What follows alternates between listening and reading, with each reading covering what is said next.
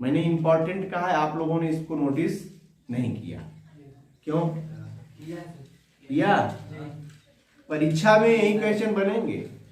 कक्षा अभी आप अर्धवार्षिक परीक्षा में परीक्षा दिए हो ना, देखो जितने भी क्वेश्चन आए हैं, अब मुझे पता नहीं है कि वो परीक्षा में आने वाले हैं, लेकिन मैंने कहा अपने अनुभव के आधार पर वो वर्ड्स या वो इंपॉर्टेंट है। ऐसा मैंने क्यों कहा? क्योंकि वो अक्सर परीक्षा में इस टाइप के क्वेश्चन पूछे गए हैं पिछले 20 वर्षों से। तो एक्सपीरियंस के आधार पर यदि कोई बात मुंह से निकल गई, कोई बात सामने आपकी आ गई, तो आपको उसको नोटिस करना चाहिए। वो इंपॉर्टेंट हो सकता है, न आए परीक्षा में वो बात मैटर नहीं करता, लेकिन वो परीक्षा में आएगा ये आपको मानना चाहिए। इसके लिए आप देखो ना, जितना भी टेस्ट के क्वेश्चन हम लिए थे, याद करो जितना टेस्ट में क्वेश्चन मैंने दिया था इस बार, वो सारे क्वेश्चन परीक्षा में हैं। मैंने पेपर नहीं देखा था ना, तो मैंने पेपर बनाया था, लेकिन उन क्वेश्चंस को ही हमने बोला और आपने हल किया, वही परीक्षा में क्वेश्चन बने हैं। It is the matter of experience, nothing else. ऐसा हो सकता है कि जिसको हमने कहा वो परीक्षा का क्वेश्चन हो गया, बाद में पछताएंगे आप। हॉबी एक दिन पहले मैंने पढ़ाया था, संयोग देखो, पहले एक दिन पहले ही मैंने हॉबी पढ़ाया और अगले दिन आपके पेपर में हॉबी टाइटल आ गया आर्टिकल लिखने के लिए। What is this? इसको आप विचार करेंगे तो पता चलेगा कि ये कुछ नहीं है, ये एक्सपीरियंस के आधार पर निकले वर्ड्स हैं जिनको आपको फॉलो करना चाहिए।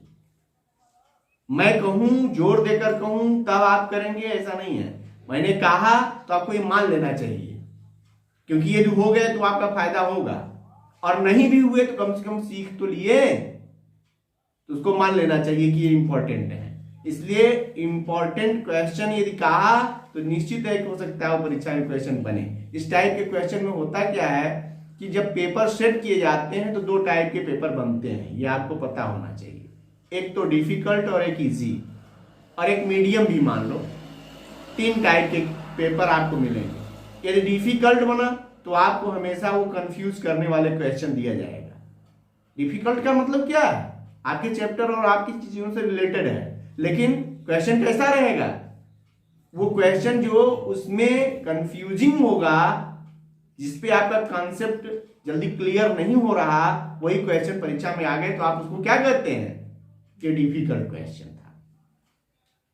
और वहीं जिनको आप इजी वे में सॉल्व कर लेते हैं वो आ गया तो आप समझ जाते हैं या आप ये कह देते हैं कि पेपर बहुत इजी आ गया। और कुछ दोनों के बीच के क्वेश्चन होते हैं जो रूल्स पर, कुछ सेंस पर रिलेट करते हैं। आप कोई भी क्वेश्चन आते हैं उनसे रिलेटेड तो आप हल कर लेते हैं। तो ये 3 तरह के पेपर होते हैं, और ये है कैसे, जिनको आप ये समझ रहे हैं कि इजी है। भाई यदि आपने कठिन कठिन ही पढ़ना शुरू किया तो हो सकता है इजी वाले क्वेश्चन आपसे मिस हो जाए। केवल इजी वाले क्वेश्चन हल करना शुरू किया तो डिफिकल्ट क्वेश्चंस जो है उनको आप अटेम्प्ट करने में कठिनाई महसूस करेंगे।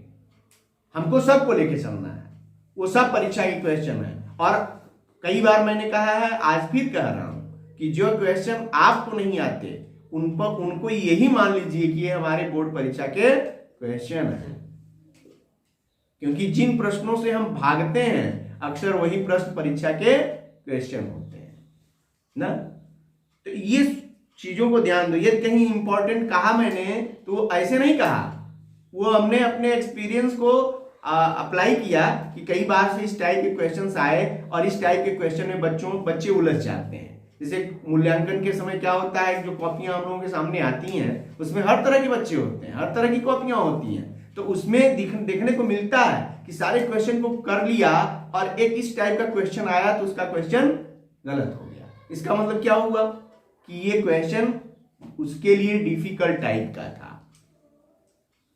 तो क्यों ना हम पहले से ही नोटिस करके रखें कि ये डिफिकल्ट टाइप का है, इसको विशेष स्पेशल नोटिस करना है ताकि यदि एग्जाम का क्वेश्चन बने तो गलत ना हो।